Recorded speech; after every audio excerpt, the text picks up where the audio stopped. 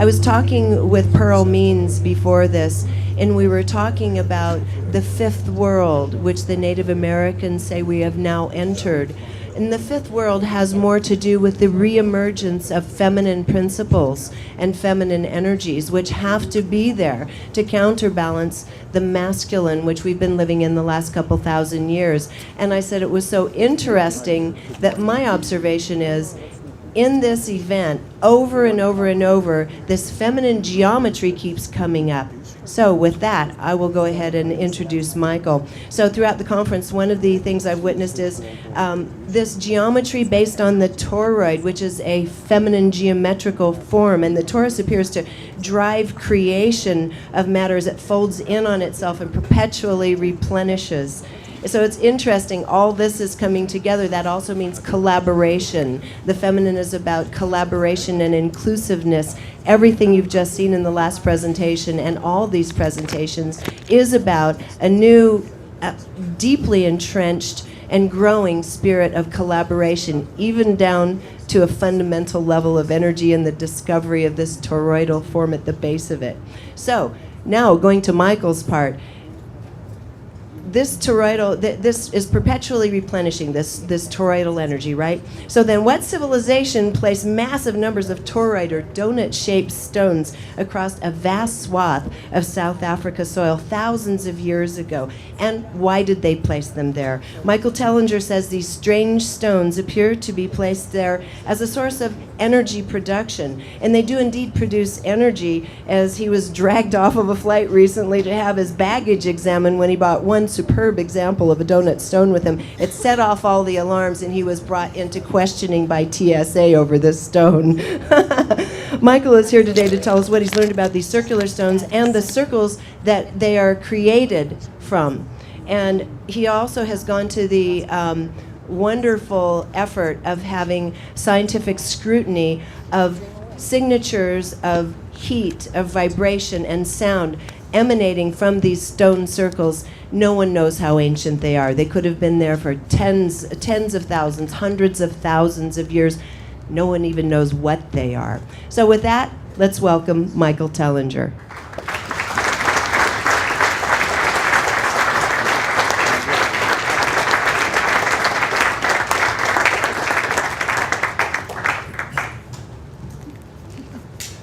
Thank you very much. I changed the slides. There's still a clicker there. Is this the thing? Oh. Q. Is this the green button? Thank you. Bigger button? Oh, this thing here. Cheers. Well, thank you very much, ladies and gentlemen. So the first question, I guess, is what... Mike. Hello. Mike. Sound. Hello. 1, 2, 1, 2, 3. Ah, I can hear myself. So what does a guy that studies ancient civilizations and rocks have to do with breakthrough energy and new energy and free energy? Everything. Because it seems that we're finding more interesting answers to the questions of new energy and breakthrough energy and free energy from the distant past and what we're finding today. And this is what I'm going to be unveiling today, because this is incredible breakthrough information that needs to be shared with everyone. And I believe we're sitting right on the edge of truly giving the world a deep understanding of free energy by exploring the past. But unfortunately, we remain a species with amnesia. And this is a big problem for us. We have no idea who we are, where we come from, and why we're here. And in this deep state of amnesia, we forget that we can look at the past to learn about what we should be doing about the future. And this is really what I'm going to try and do here, is to connect the dots, to see what we can learn from ancient civilizations that can benefit us not only today, but into forming the kind of utopian future that we all believe we should have as living, breathing human beings, and not pieces of paper called straw men and things like that. or legal fiction and things like that, which I might get into if there's time at the end. So the breakthrough energy movement, here we are. It's the second year. I was in Holland last year, and so I come here with a heart filled with joy and hope, but at the same time I come here with deep sadness, because where have we gone in 1 year? Absolutely nowhere. The same talk about free energy and promise, and 6 months down the road and 12 months down the road, and nothing has materialized. And that is fundamentally what I have a big problem with. And the reason why things aren't materializing is because of the greed of humanity and this thing called money that keeps getting in the way. So my suggestion, because I'll probably forget to bring this up later, is this is a message to all the inventors, the scientists, the bright minds out there that are developing free energy devices. Forget the word funding. Forget the word production lines. Forget the word getting patents launched in favor of yourself for your thing that you've developed. Give it free to the world, people. It's all about free energy. Okay? If you give it out for free, write down the specifications, show the models, show how it works, make sure that you can at a push of a button, you can share this with the entire world within seconds. That is your best form of protection. Because if you do not do this, you may just disappear. And the same kind of horrible things are going to start happening to you the more you close the information to the rest of the world. Share your information. Let the spreading of this become your own security. And I speak from personal experience here, going up against the banks in South Africa, because I believe the reason why I'm still standing here is because we made everything as public as we could. Every single time we were in court, we broadcast the court files, the audio files. We made sure that everything went out on the internet to everybody as quickly as possible. So, new energy. We are searching for free energy. That's the key word here. Free energy. Why are we searching for free energy? One of the most important areas that I see we completely ignoring here, most of us are ignoring this, is the source of energy, and that is sound. The source of all things in the universe, sound and resonance. And the reason I say this, because this seems to be the primordial source of all things, from whence all things come. Free energy. Why are we looking for it? Because we've discovered free energy over and over and over again. And yet we're still looking for it. And the reason is because energy is the most fiercely guarded sector of all industries, even far more so than the pharmaceutical industry, which is killing us and poisoning us on a daily basis. But it's through the suppression and the control of energy that we are most enslaved, more enslaved than most of the other sectors. And this is really the hurdle that we need to look at, to cross as quickly as we possibly can, because that will truly liberate humanity to reach our potential as divine co-creators of our own future reality. So, free energy has been discovered. What are we actually doing here? Still looking for free energy or alternative energy. What we're doing here is we are trying to outsmart and circumvent those that have stopped the flow of free energy. And these are these characters called the banksters and their private money. And it is these banksters and these secret societies, as Sasha Stone calls them, the Babylonian clan, that clan that goes back thousands of years. These guys love to show off and hide their symbolisms in plain sight, shoving it in our face. It's on the money that we use.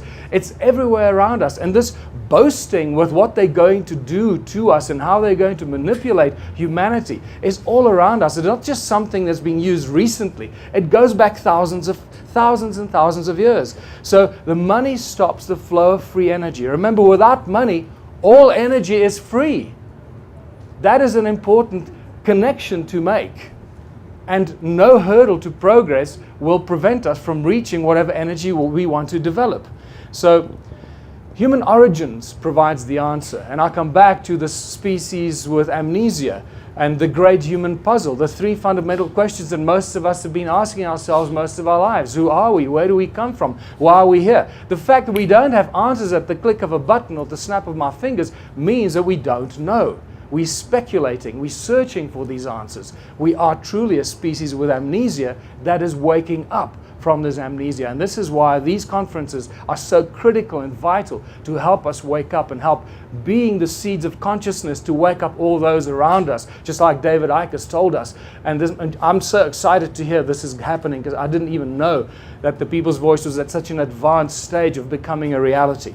So what we find when you start looking at the origins of humankind and the origins of all things, that sound and resonance become the common denominators of all creation stories. It doesn't matter where you look, and eventually you will find that it's sound and resonance that come into play.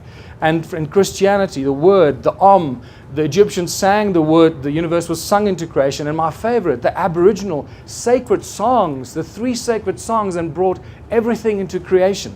And just to describe, to demonstrate it with some illustrations, it's the 6 days of creation that are directly and instantly linked to sacred geometry, as we know. It's the 6 aspects of and sound frequencies, and it's all to do with resonance. The 6 aspects of the all-seeing eye of Horus. This one very obviously shows us that we're dealing with resonance and sound and harmonic ratios. And this is where it also gets far more sinister. Just like for thousands of years, or just like recently, these secret societies that John F. Kennedy exposed in his famous speech in 1961 that eventually, I believe, led to his assassination. These same secret societies are referred to go back thousands of years, and they've been leaving these secret encoded messages for us everywhere. And this is phenomenal when you start looking at the origins of humankind, how all this stuff is connected. You can't separate anything from anything else. And if you understand how to dissect it, it will give you information and lead you in the direction that we're hopefully going to get some interesting intelligence from. The hidden occult messages in plain sight, like I mentioned. Today, just as they were thousands of years ago, hidden occult messages of the controlling of the humanity for millennia. It's been going on for thousands of years. And the all-seeing eye of Horus, many of you may not be aware of this, is actually just the representation of the pineal gland. How they've taken control of our pineal gland, which is really to do with sound and resonance and frequency. It's a frequency receptor, receiver, and transmitter that should give us telepathic ability and qualities, which it clearly does not do. The all-seeing eye of Horus, taking control of humanity. We're seeing these strange bird-like creatures in ancient times taking control through pine cone-shaped tools of this pineal gland of ours and controlling our DNA. Notice what is on this creature's right hand. A very interesting circle with 12 cone-shaped structures moving towards the center. That becomes important in understanding how this stuff is shoved in our face as to the control of humanity. Controlling the pineal gland, controlling our DNA or tree of life with sound and frequency. Now say sound and frequency. See that thing on the guy's hand? Once again, looking at that. Because the sound and frequency control continues today through the mainstream media. The all-seeing eye of Horus over there, still controlling us. And on the right here is just half of that thing that the guy had on his wrist. 6 of those cone-shaped emblems, or logos, going into the center, showing us that they're still controlling us with sound and frequency. The primordial source of control and creation. So what is sound? Actually, this is a beautiful question that there are many, many answers to that we can't go into, because that on its own is probably a full week's presentation of understanding what sound truly is. And I would also like to refer you to the brilliant work of Don Estes, who's out in Los Angeles, and study what Don Estes is doing and finding out about sound. I was going to show you this video, but we have very little time today, so I'm going to ask you to go look at this for yourself. All of this stuff is out there on the internet, on YouTube. Go look up the Simoscope, John Stuart Reid's brilliant work, and look at how they manifest physical form and physical shape out of the human voice. But when you take this a little bit further and you look at some of the stills of these bubbles of sound of human voice, you start recognizing what? I think. Let's see. Is this a pointer? No, it's not. Sorry. You start recognizing the symbols that inspired or structures that inspired religious symbols. And it's just spectacular. You see how sound starts connecting all this stuff together. And when you drill deeper into it, I don't know, did you see that? Did you see this? Can you see the cross in the sound bubble here? Right in the center of the sound bubble at the cross section. And when you drill deeper into some of these CymaScope beautiful images, you see it. I'm going the wrong way here. You see it even better there. I mean, that is as clear as daylight that we're dealing with the source of sound being the inspiration for religious symbols that have taken control of humanity through disinformation. You realize that all the crosses of ancient times and have actually come from the inspiration of sound being the source of things. And it's just everywhere when you start looking at it. The carved crosses in rock in Africa that are referred to as Mabona, the Lord of Light, and sound, by the way, as well. Even the medicine wheel in Native American culture is just a cross in a circle that tells us that sound heals, and with sound you can do everything. Even the swastika has its origins in sound. The universe vibrates in harmony, in coherent unity. The entire universe itself has a prime resonance frequency. And I want you to just think about this for a while, because it is within this prime resonant frequency that encapsulates the entire universe and the multiverses that it finds itself in. If it didn't vibrate in absolute unity and harmony, it would be in dissonance. It would be incoherent. It will start breaking apart. It won't remain in unity. And therein lies the interesting challenge for humanity, to come together from dissonance and disharmony and start uniting and understanding this universal principles of coherence and unity. And in understanding how the entire universe vibrates in perfect harmony, gives us a clear indication of where we should be going as a species into the future in perfect united harmony.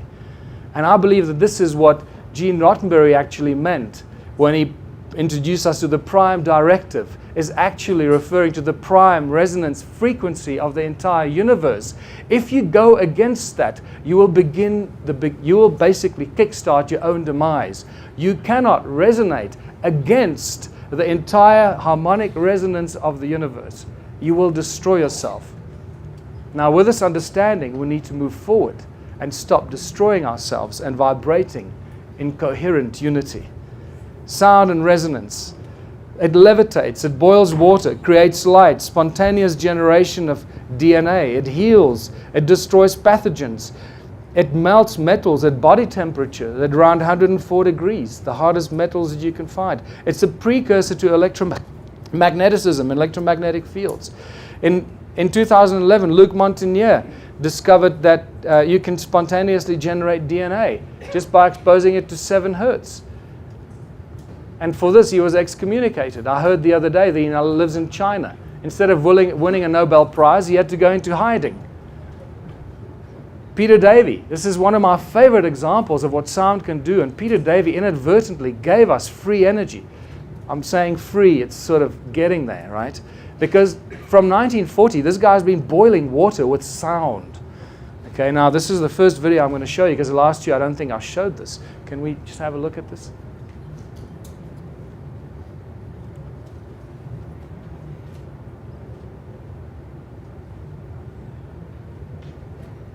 A 92-year-old Christchurch inventor claims to have come up with a novel way to make a cup of tea. He's invented a contraption that he claims uses the power of sound to boil water. Beverly Lockhart went to investigate. It looks like a desk lamp, is cool to the touch and appears to be doing nothing until it comes into contact with water.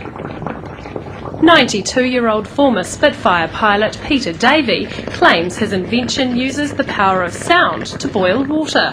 DSIR, they're a bit baffled how it works.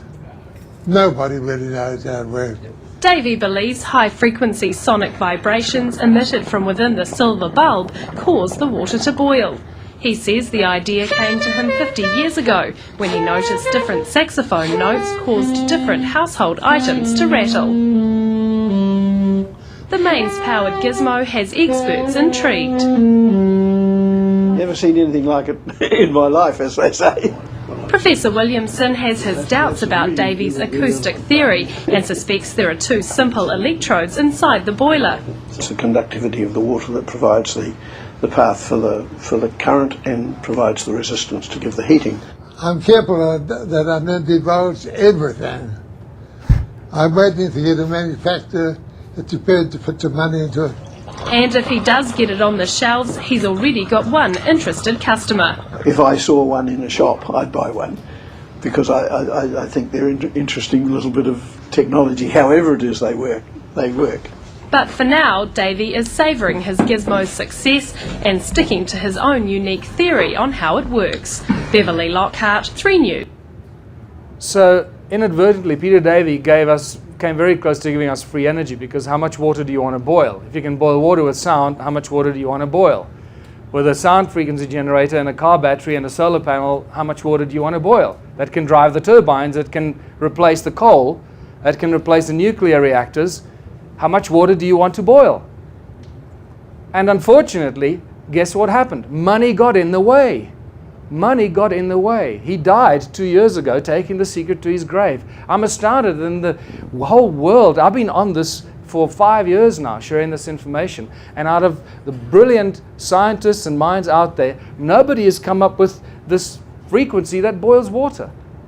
And the bright minds out there should be able to do that in 10 minutes flat in the laboratory. So please, people, if you know scientists and researchers that have access to laboratories that know how to do this kind of stuff, make them find out the resonance frequency of boiling water, and let's put this out there for free for everybody, not try and make billions of dollars out of it. And that was Peter Davy's problem. For 50 years he sat on this, trying to get someone to put money into it so they can create production lines, so they can sell it to the world. Therein lies the trip. That's what humanity gets tripped up all the time. The money gets in the way. Acoustic levitation. How many of you have seen this? Just by show of hands. Okay, good. Not too many. So let's show this, because I don't want to bore you with this stuff. David Deek, by the way, has disappeared. I spoke to a lady at Contact in the Desert that used to work with David Deek in the military. Most of the stuff was done while he was working for the military. He has disappeared. She can't trace him. I don't know what happened to him. This is a rare video of acoustic levitation, using sound to levitate matter.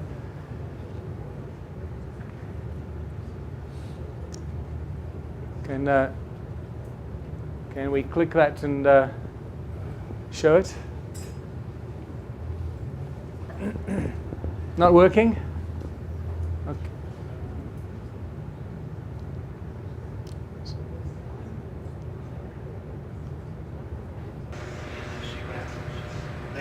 Notice there are two forces of the sound, two sources of the sound frequency, and these polystyrene items are levitating at the crossing point of the source. And you can make it spin, you can make it bounce up and down, you can make it rotate, you can make it tumble, and you'll notice all these amazing things that he does with it. And it's important to see this, because we hear stories about sound levitating things, but until you actually see it, you still imagine it's just a myth, some crazy old folks story.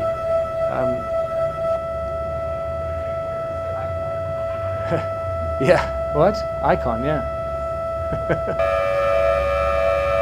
Notice this subtle frequency change, how it tumbles and spins and does all kinds of interesting things.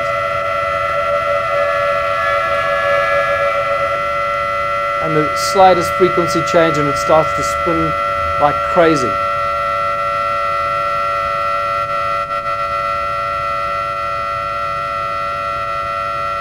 So you can let your mind run wild and imagine the applications of sound doing things, not just levitating, but creating drilling technology and pumping technology and anything you can imagine.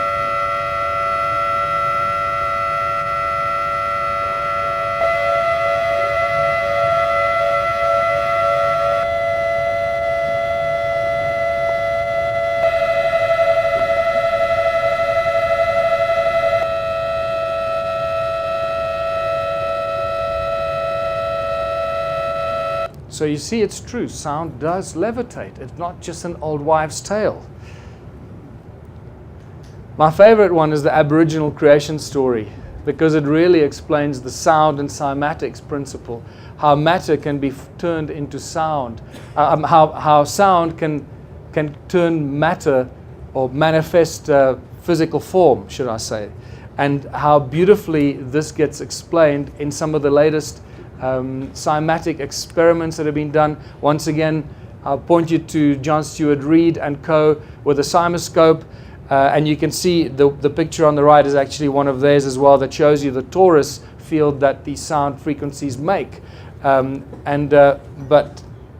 the Aboriginal creation story says, time began when the supernatural beings awoke and broke through the surface of the earth.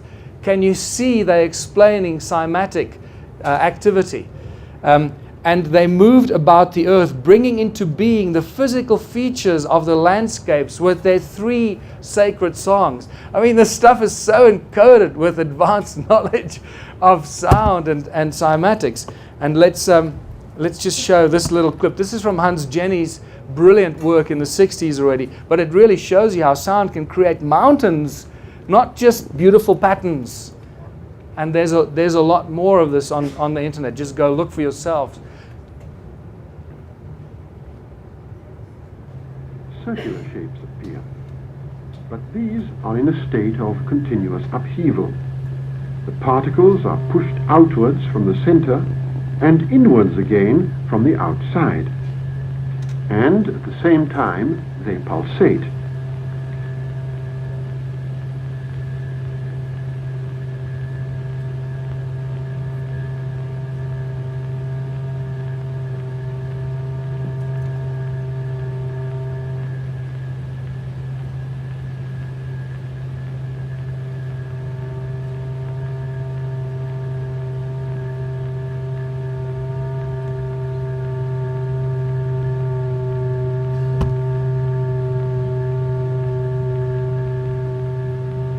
We can recognize the various patterns of the vibratory fields. They move to and fro, unite, and separate again according to the vibratory state of the surface formed by the membrane. And we can, as it were, move over a landscape which is in a state of vibration. If we intensify the note, if we produce a crescendo for the ear, the masses are hurled outwards. We see fountains, eruptions, explosions almost. But invariably, the particles return to the center, so that here again, even under these violently dynamic conditions, we find there is circulation.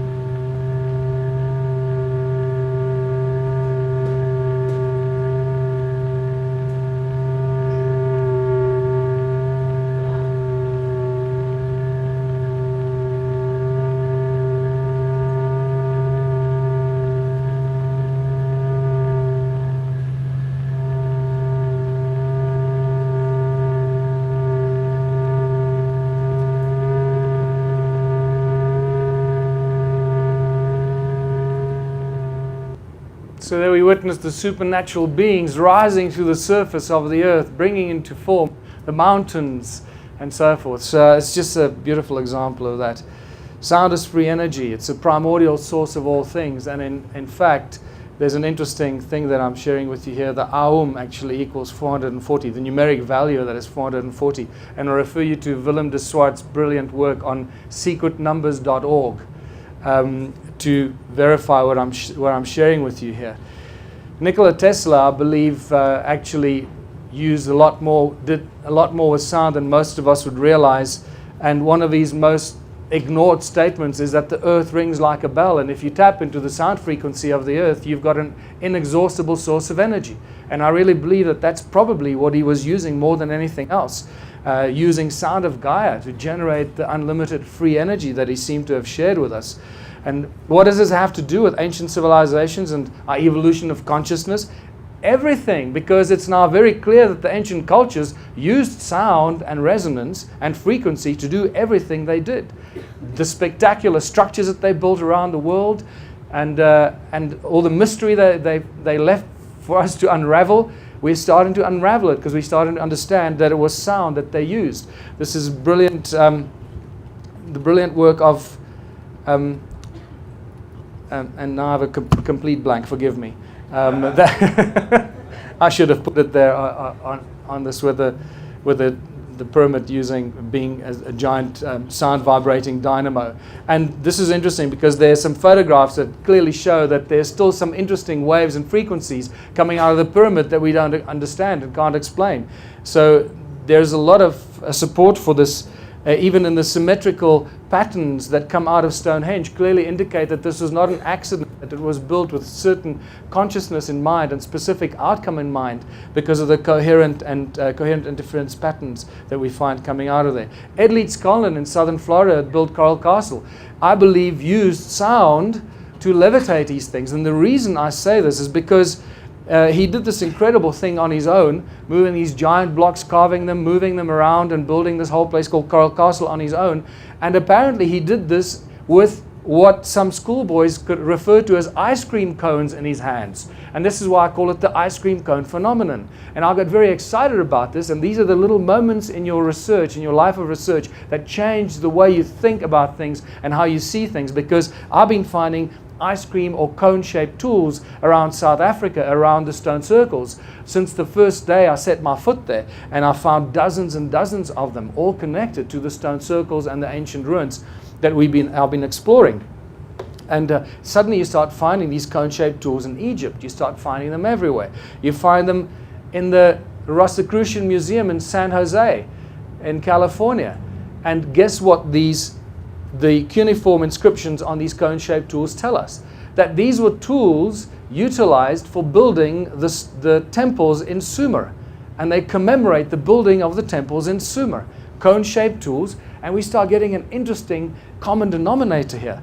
The conical tower in Great Zimbabwe, and I believe there were actually 2 conical towers in Great Zimbabwe facing the sky. Were these possibly the tips of Caesar technology? I believe that you'll understand why I make these outrageous claims. I was just recently told by people that have been working on the Bosnian pyramid that they've been finding dozens and dozens of cone-shaped stones in the Bosnian pyramid among the artifacts they've been collecting at Sam Osmanagic. I need to ask him to send me some photographs. And then in our eyes, we've got rods and cones, right? So when we see movies like Superman, I believe that this is really our gift, to be like Superman, to do things with our eyes because of the cones in our eyes. And you'll start seeing why this is not as outlandish and outrageous as first might meet the eye. In the 11th century, sorry, I missed that completely. The history of Southern Africa is all about gold. By now you should know this. If you don't know this yet, this is why this is the golden goose, and this is why Southern Africa has always been stable. It's never been quite out of control, because this is what Cecil John Rhodes made very, very sure of, that it was stabilized for the crown, because that's the goose that lays the golden egg, and they cannot destabilize the goose that lays the golden egg. And this is why it's one of the best kept secrets in the world, and I hope to keep it that way, because I want the whole world to come to Southern Africa. So in the 11th century, we're told by Ahmed al-Biruni that describes the prosperous gold exports from the port of Sofala. Now, there's a whole lot of important information about this, but what's fascinating about this is that for about 700 years, along the east coast of Africa, they traded with these beads that were apparently worth their weight in gold. Now, our historians put this in the history books and then we forget about it. It's an interesting curiosity, but we got to stop and say, why on earth would beads be worth their weight in gold? It doesn't make any sense. Here's a hand of gold, there's a hand of beads. What are you going to take? Right? You'll take the gold. So why on earth would somebody make the statement, and why would this have been the case for about 700 years? It's this critical bit of information, and you'll see why it connects directly to the beads and their shape, and I think you already know what I'm talking about. The history books claim that Southern Africa was sparsely populated. Well, unfortunately, that theory gets blown right out the water by the stone ruins and the ancient sites that we've been discovering and sharing with the world. There are many, many of them, and unfortunately they've been under attack, and there are millions, or let me rephrase it, thousands of them have been destroyed by ignorant government officials, forestry, farming, roadworks, town development, thousands and thousands have been destroyed. However, there are many that remain. And unfortunately, that they still fall into the realm of cattle kraal, so-called cattle enclosures that people used to keep their cattle in. And that is still what goes out in our history books. I'm going to show you just a few of them so you get an idea. If you've seen this before, please indulge me again. What's important to note that each one of them is circular, and yet each one is completely unique. There are no two stone circles that are identical or even closely resembling each other. They are completely unique. And you start seeing very interesting things as you start studying this. But because we only have an hour, I'm just going to rush through this. And you start seeing some fascinating flower-shaped patterns. Because flowers are pretty, so they built cattle kraal to look like flowers, right? But you can only see it when you're up in the air. I don't think so. So what's going on here? Notice how they connected by these channels, that everything is connected. And incidentally, Great Zimbabwe is part of all of this. Okay, it is not excluded. In fact, we'll realize that Great Zimbabwe is the head office or the major stone structure in Southern Africa. Or as I now have irrefutable evidence that we can't go to in here in this short space of time, that this was actually the Sumerian entity Enki, his domain. And thank you very much, Regina. And this is what Great Zimbabwe looks like from the side. If you haven't seen it before, it's a spectacular structure. It's a very confusing structure. The current historic evaluation is it was built by the Moors around 1,000 years ago. That's it. That's where it stops. I have news for them. The problem with these stone structures and these cattle kraal is that they aligned with the movement of the sun and solstices and equinoxes, and also sacred geometry and 5-factor and so forth. And hexagons suddenly come out of it, and you realize that these cattle kraal must have obviously been built for holy cows, because otherwise these guys were really wasting their time. And when you start seeing equilateral triangles that do some really interesting things, and star tetrahedrons coming out of these structures, we realize we're dealing with something far removed from basic structures, whether they were built for dwellings or cattle. It doesn't matter. This is a whole different level of consciousness. These ancient roads or channels that connect each one of these stone circles. Not one stone circle stands on its own. They're all interconnected. And this is where it really started getting my attention. When I realized that we're not dealing with individual dwellings or individual little structures for some little migrant tribes that were moving around. We're dealing with a vast network of structures that are interconnected by these channels that are not roads, as our history books in South Africa call them, roads to drive their cattle on.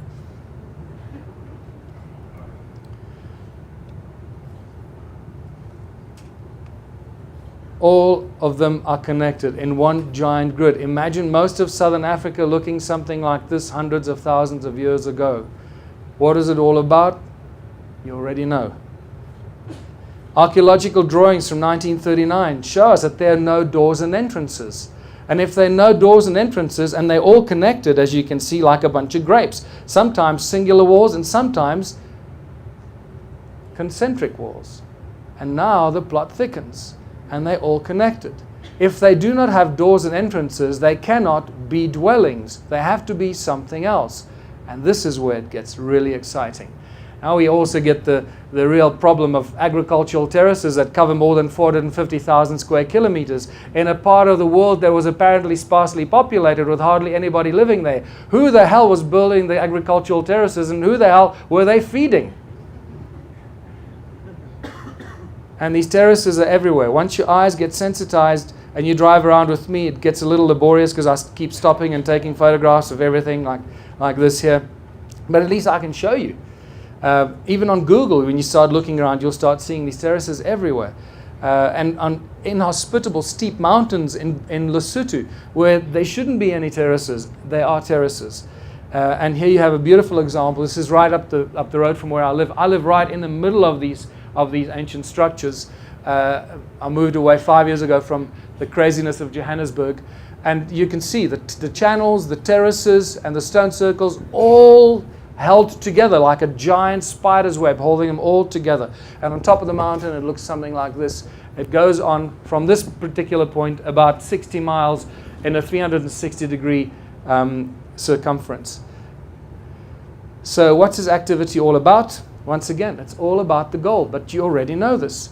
And what do ancient texts tell us? Ancient texts tell us that we are now discovering some interesting interference in human activity by these groups of beings called the Anunnaki.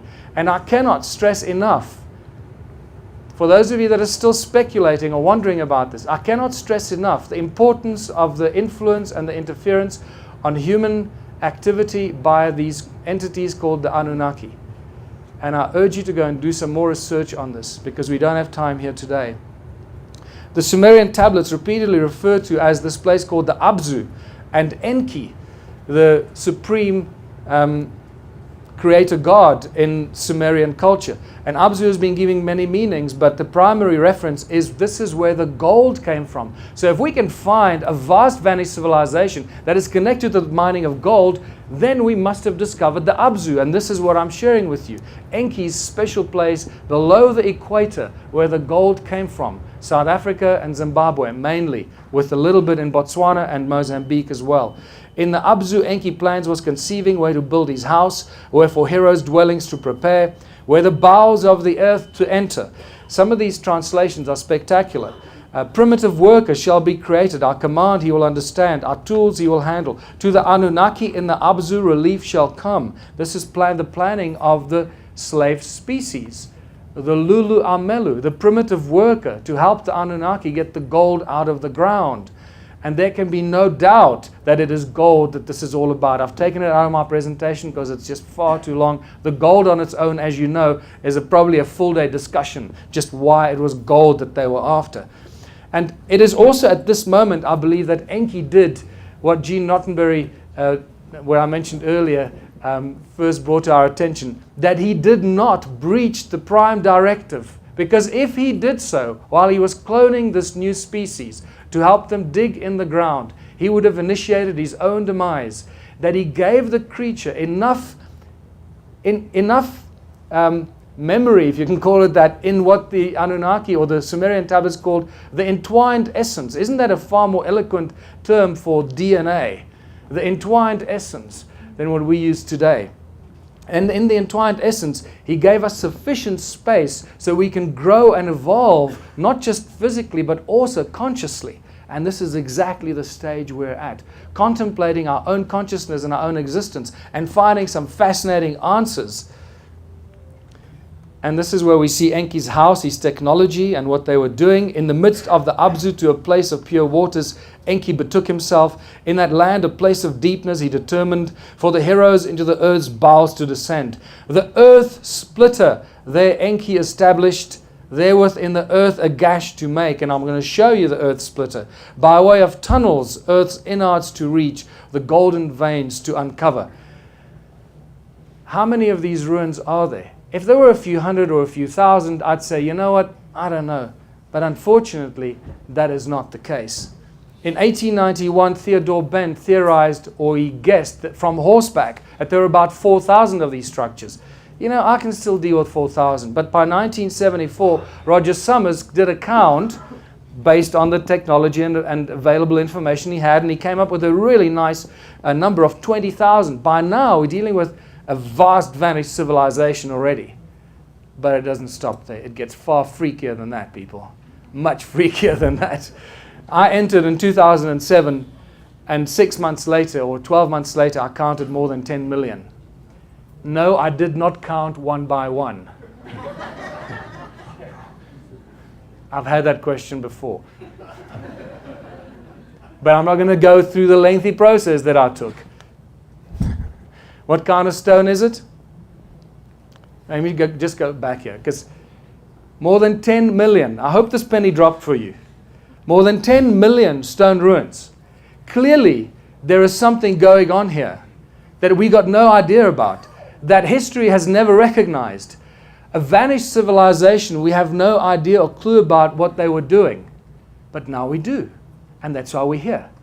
And guess what? They had advanced knowledge of the laws of nature and sound as a source of energy, which I'm going to show you. And this is where my real breakthrough moment came, when I realized that the stone they used was a special kind of stone, mostly known as hornfels. They also use a very dense kind of dolerite, which to an untrained eye looks just like hornfels. But the common denominator they have is that these stones ring like bells. They conduct sound. As you can see, it's a black stone on the inside, and it's got this gray, this reddish brown skin that grows on the stone. That's referred to as patina. This patina grows thousands of years per microscopic layer. So when you pick up tools and artifacts that have got patina of several millimeters thick, it means that that tool or artifact must have been created hundreds of thousands of years ago, not just a few thousand years ago. So the patina on the tools and artifacts is a very clear indicator and a good scientific argument that we are dealing with extreme ancient civilizations, not just something a few thousand years old. It conducts sound and it conducts conducts energy. And these stones ring like bells. They are actually sound energy frequency generating devices, or the sources of these, that I've also figured out how they use them and what they did with them. But just to show you how they ring like bells, I created this compilation from previously quite long video clips. If you can play this.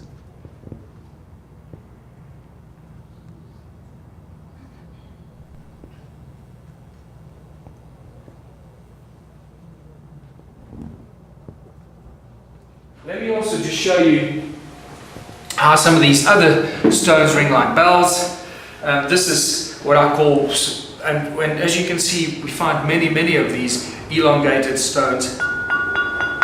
This one is full of patina.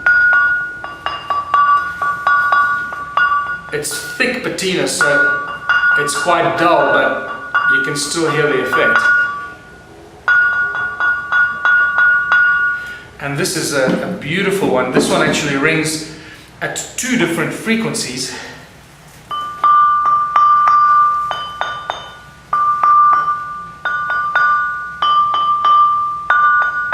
Dun dun dun, dun dun dun. They're quite large. Look at this. Look at this one. And it looks also like it was inserted into something up to that point.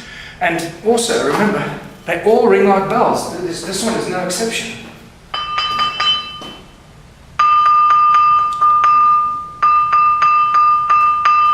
Alright, and on that note, there we go. That's better.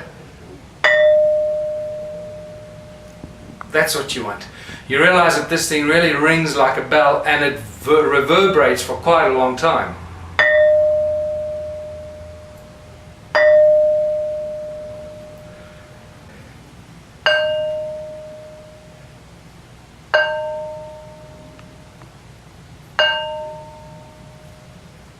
And there you go. Demonstration how these stones ring like bells, and they were used in all kinds of ways and fashions, just like the Ankh, to create specific vibrational frequencies and specific notes to use as a form and a source of energy. Thanks.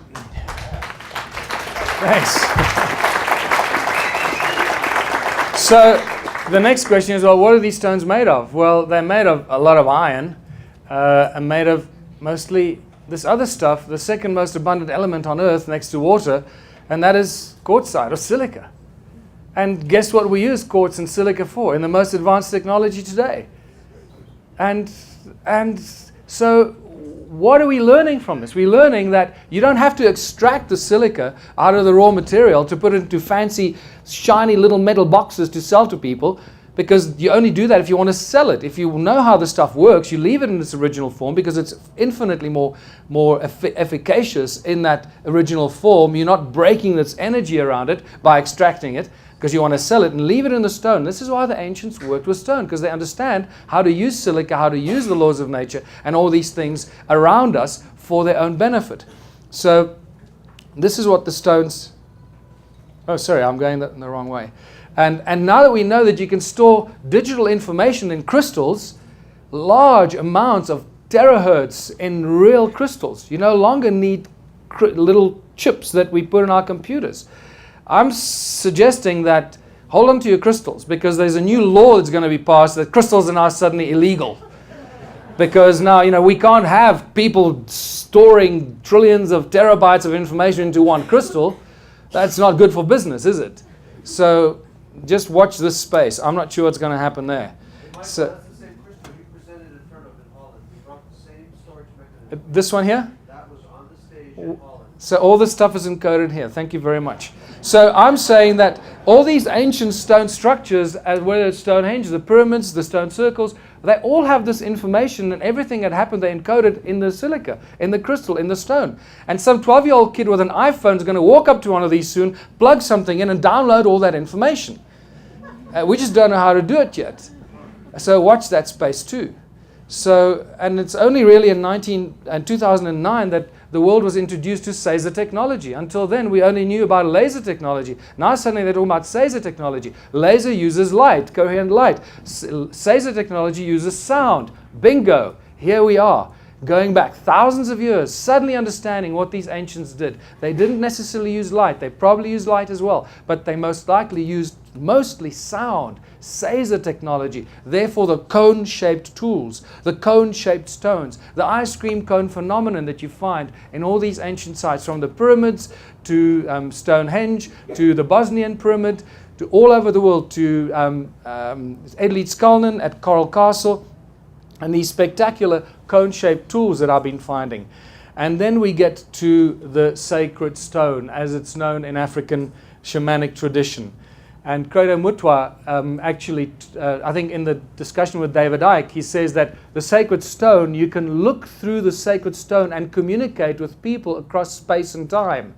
That was a shamanic way of telling us what it actually is. I think you know where I'm going with this, right?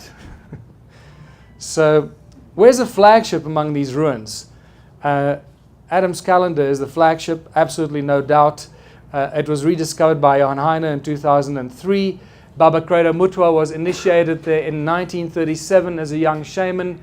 He calls it the birthplace of the sun, or Inzalo Yelanga, where humanity was created by the gods, not just any kind of gods, one specific god known as Enkai, in Sumerian known as Enki. And here we have African culture connecting with Sumerian culture.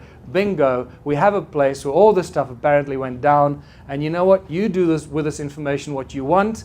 I'm going to leave it up to you. The interesting anomalies at Adam's Calendar are, and I used to use that as a little curiosity for all the macho guys that came there with their wives, you lose GPS signal. As you walk in there, as you cross the imaginary line, you lose GPS signal. And it's really a curiosity until we discovered why the hell that's going on. So that's what it looks like from the helicopter. The tree on the right is north, the tree on the left is south. The two stones in the middle are the central calendar stones. Look at them as like vibrating plates more than anything else. And down here is east. That stone over there is a Horus stone, actually a Horus-shaped stone that marks the rise of the sun in the east. And there you go, 3D representation of it looking from the other direction. And it's over here that Credo Mutwa believes that humanity was created by the gods, in that little area over there. There's some really interesting things that we've discovered. Again, not enough time for that. That seem to corroborate that kind of crazy, outlandish statement. But you know what? You just got to go with the information that we are presented. Now, this is the other interesting thing, is when you connect Adam's Calendar through Great Zimbabwe, guess where you end up? At the Great Pyramid of Giza. And suddenly we have an interesting connection between the Giza pyramids and what I believe was created by the Anunnaki and Enki himself, or at least he commissioned it. And the numeric value for the biblical Elohim is also 31, and it just so happens to be on the 31 degrees east longitudinal line. So you start seeing very interesting connections that are happening here. And how old is Adam's Calendar? Well, I found this interesting translation in one of Sitchin's works that pretty much describes Adam's Calendar almost. I've nearly fell on my back when I found this. It says, 40 Shar after arriving on Earth, Enki built a special place of observing in the deep Abzu on the edge of a cliff, aligned with his abode in the north and the peaks. It's like, you got to be kidding me. It's like, I read this over and over again. I couldn't believe it. I could find something like this. And when you do the numbers, based on what Sitchin gave us, it makes Adam's calendar or Enki's calendar about 285,000 years old. And if that's where humanity apparently was created, guess what? The numbers still fit based on the mitochondrial Eve theory, isn't it? Or study. So what are these stone circles for? And I think you've already figured this out for yourselves because you're a smart bunch of people at an energy conference, right? And you can see that these stone circles, all of them resemble cymatic patterns, cymatic shapes. And that's exactly what they are. They're just cymatic patterns representing the sound frequency in the earth at that specific place. In other words, each stone circle is an energetic plug point into the earth, sucking out the energy through sound at that particular space. Are they all connected, making one huge giant energy grid? And the magnetron plays an important role here. Magnetron is a device we use extensively today in modern technology, and laser beams created by magnetrons can cut metal in a split second. So magnetrons are incredibly powerful things. So you can imagine how powerful a magnetron of about 20 meters in diameter is. When I discussed this with Kevin Orlovsky yesterday, and I shared this with him, he nearly freaked out. I said to him, I think that one of these could create more energy than all the power plants on Earth today. And he just shook his head and said, yeah, I believe it would. So I believe that we're dealing with advanced knowledge of the understanding of the laws of nature and using sound as the source of energy. I'm going to come back to this. So we're looking at one giant energy grid, creating huge amounts of energy, all connected, all for the mining of gold and whatever else we haven't figured out yet. So the reason I know this is because we've measured it. We've measured electromagnetic activity, we've measured sound frequency, we even measured the decibels at which these frequencies come out of the walls, these stone walls. Now, I know that, how much time have I got left? 5 minutes. Is that, oh, jeez, okay. Okay, because I'm gonna skip through this because the important thing I need to make the connections. We've measured the sound frequencies over 300 gigahertz coming out of Adam's calendar. And I know that this doesn't make sense to a lot of you, that we're still struggling to understand what sound really is. But electromagnetic activity, it runs either horizontally or vertically. At Adam's calendar, the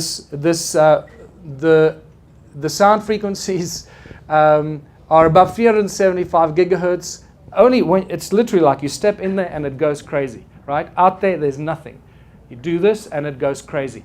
The electromagnetic fields run at incredibly high frequency at megahertz, and it's growing. In fact, when we recently measured it, it was even higher than this. And it runs horizontally around the circle, but then vertically between the two central calendar stones. And this is what you find there. So we're actually dealing with an active vortex. This is what Adam's calendar actually is. And what is it for? What were these Anunnaki all about? They were about the gold, and it seems they were taking it off the planet. So I think that one of these, and many of these around the world, could have actually been there for beaming up the gold. And for other interesting applications that we haven't considered yet. But when we get to the sacred stones, there are hundreds of thousands in Southern Africa. All the farmers have them, but that doesn't mean they're easy to find. Now, I took one of these stones with me when I came on my American tour in July. I packed it in my bag, and it's actually that one over there. It is the best specimen that I had. I packed it in my bag, and you saw Daniel Nunes, you saw these guys, and I brought it because I realized we're dealing with vortex coils and vortex technology here. So this is what it is. I'm just jumping the gun here. We've got no more time left. So, and this is why the beads were worth their weight in gold, by the way, because they represented these sacred stones that were actually given to the people by the gods that could create huge amounts of energy for all the stuff that they were doing there, connected to the mining of the gold.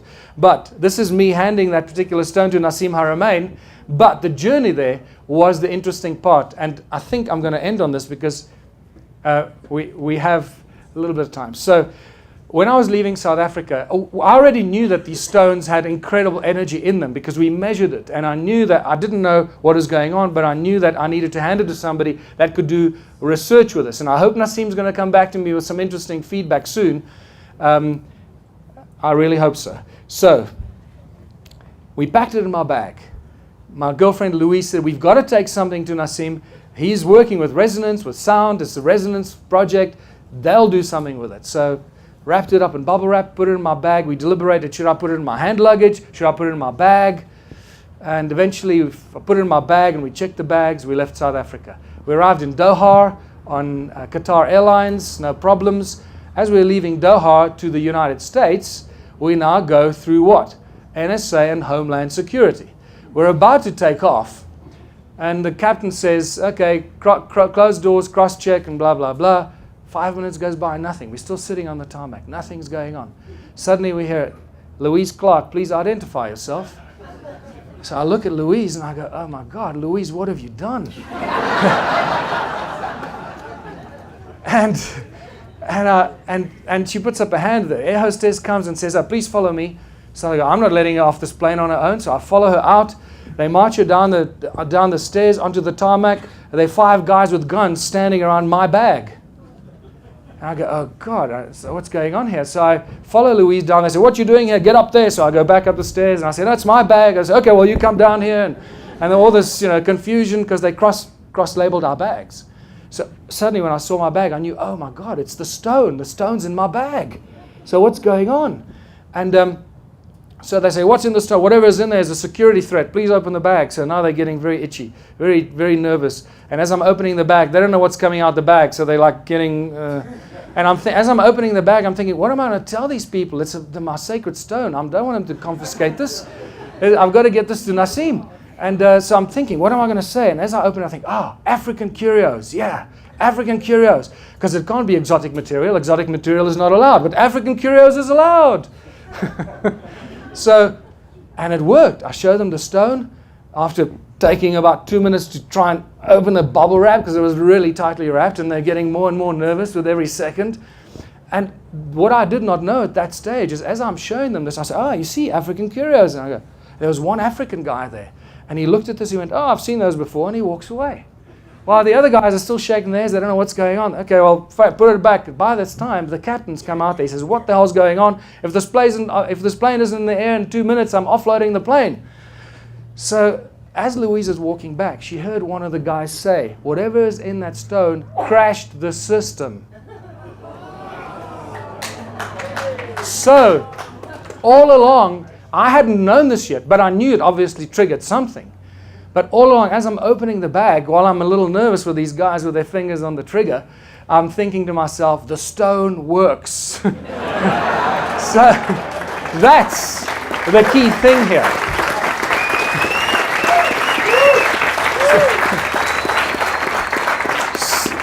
You can imagine, they scan these bags with all kinds of things and probably ultrasound frequencies. One of those sound frequencies must have gone into the center of that and created a pulse that just shut the whole system down.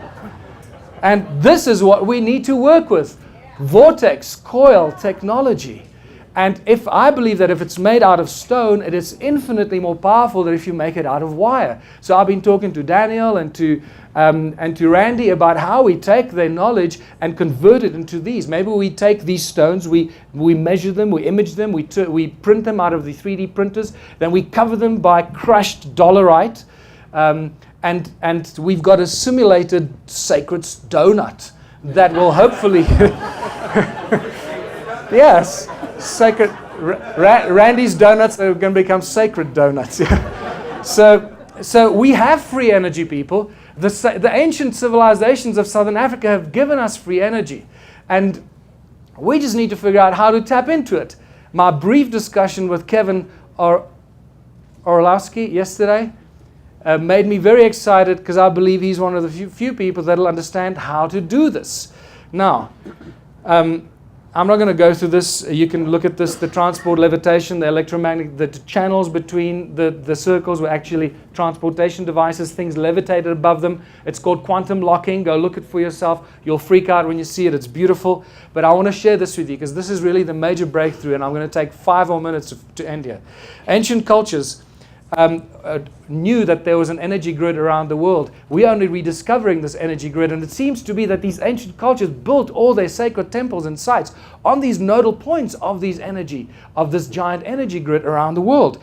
And this is what you find with all the ancient sites, right? And there's Adam's calendar, look, right there, bang. And the pyramid right above it. And there's something over here. I don't know what that is, but we need to check it out. So play with this. Go look on Google Earth and you'll find things. And please email me if you do find. Share it.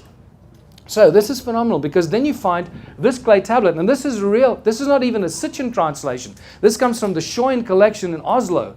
And it says, in distant days, in those days after destinies had been decreed, after An and Enlil had set up the regulations for heaven and earth, Enki, the exalted knowing God, by the rules for heaven and earth, the fixed rules, he set up cities.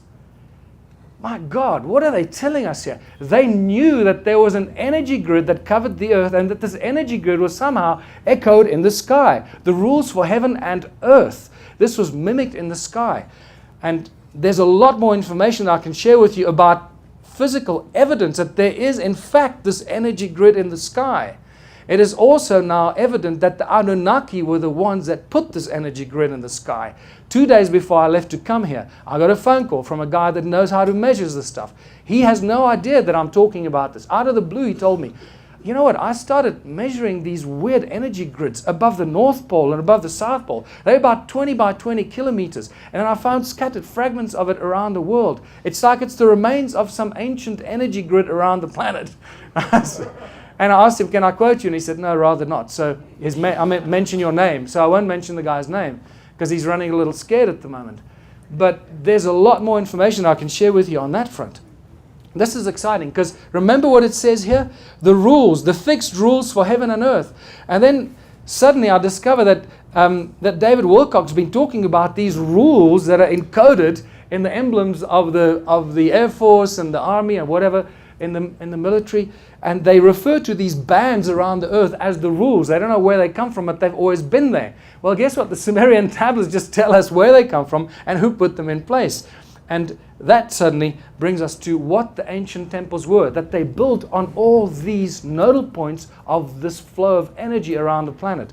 And this is, for me, been the aha moment of the last 4 or 5 months, linking the energy devices in South Africa, which I'm sure now, hopefully you agree with me that there are real energy devices, with the other ancient sites. What were these ancient sites all about? Because when you look at them, many of them, they're just too many pillars and not enough space, but we're still told that it's for the worshipping of this God and the offering of this here, and then meat over here and bread over there, and then you go to worship there, and then you go over there and you sing, and it's like, sorry, it just doesn't make any sense. It's all nonsensical crap that they're feeding us. So what I also found that this obelisk actually rings just like a bell.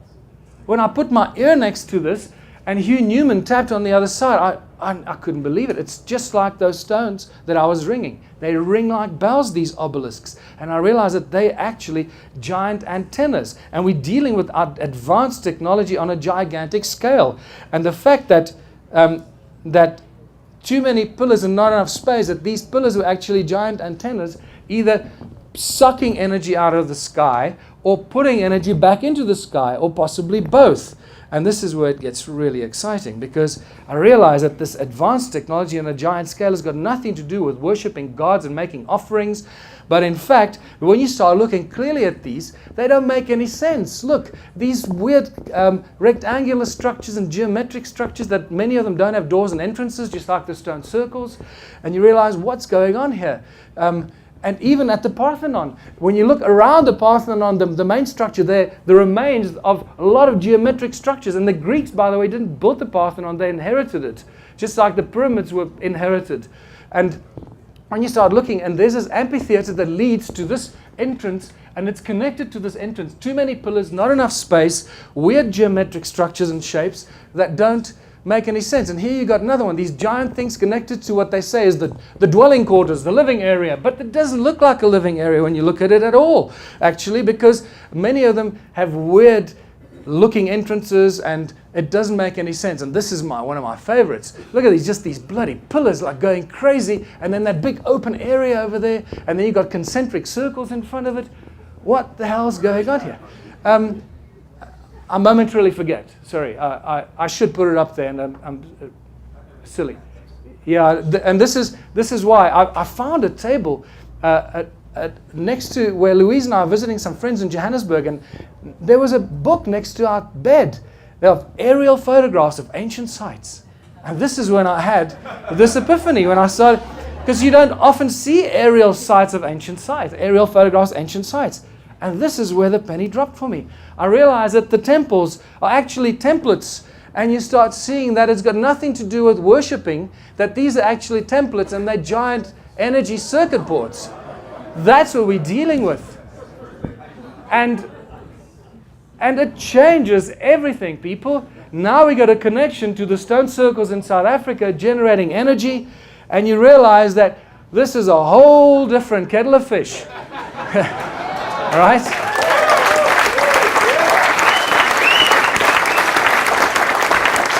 I mean, look at this. You know, this gigantic. What is this made of? Silica and gold and you know, silica. Giant pillars made of silica. It's insane. Okay? And when you start looking, now you just go crazy. Please go and look for this. You're going to go nuts. You're going to stay up at night. And they use water, not just silica, but next to silica, water is just as conductive and contains memory, stores information, just like silica. Angkor Wat, surrounded by silica. And when you look at Borobudur, when you look at the aerial photographs, it looks like it's alive. I took it out of here because I thought it'll save time. It didn't really. But it looks like it's alive. Borobudur, it's like vibrating on the photograph. And you realize that these are all energy generating devices. Those are just large versions of these, connecting to the circuit board over here. Right?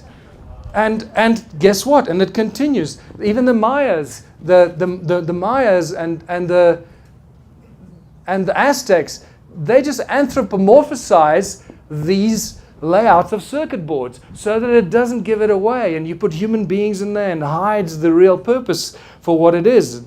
And the pyramids, all that weird, the weird mastabas around the pyramids, the geometric structures around it. Look, there you go. There's one pyramid, second pyramid, third pyramid.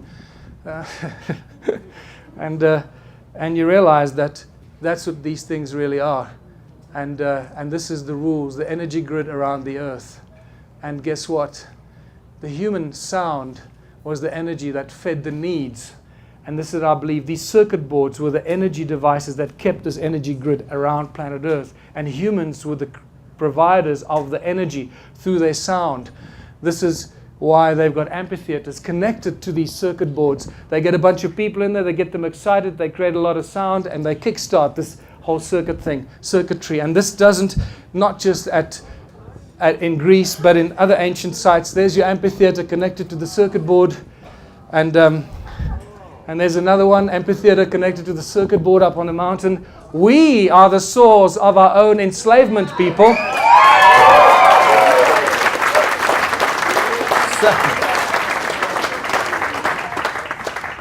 And nothing has changed in 2013. Why do churches have steeples? Why, do people want to get electrocuted in there? Because they gather in there, they're filled with fear. They think God is going to kill them. Fear is a very strong energy. They sing, they chant, they do all kinds of weird stuff, and that creates energy. And that gets converted into business centers and cities where we make a lot of noise. Human beings are extremely noisy. We never stop making a noise. And it's the sound energy of humanity that seems to feed these creatures out there that feed off our energy. Well, exactly, but you know what I mean. Thank you for. Because we can still make sound, we just have to make it with the correct vibration. Absolutely, but unfortunately, most of the sound we make is driven by fear. Because remember, we are captives in a planet that is filled with fear. Our entire reality. I know that. You're not. Except all of us except you. Because believe me, on some level, you're still filled with fear that you may not recognize. It's unfortunately a very powerful thing. These guys have been at it for thousands and thousands of years. They are masters at manipulation. And these are the connecting channels that connect the cities that make the noise, just making more noise. So people in cities are the source of our energy. And on that note, what have we learned from this? I'm going to leave this up to you. because this is all in my new book called Ubuntu Contributionism, Blueprint for Human Prosperity, A World Without Money. And this is where this was leading to. Because, thank you. So I'm going to finish here and ask you to please leave from here, because I haven't really shared the last most important part of this presentation. Leave here and be a seed of consciousness. Don't be fearful of what you know. Share it with everybody, because once they've heard it, they cannot unhear it. And whether they know it or not, they will resonate that knowledge and that information with everyone they come into contact with, even if they don't come into contact with them. They will themselves become seeds of consciousness. This is how we're going to exponentially grow this consciousness and release ourselves from this prison planet that is really not our destiny. So thank you for listening. There's a...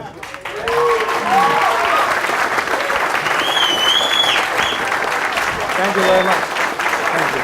That was the best one ever. No. Thank you very much, people. Thank you. Thank you.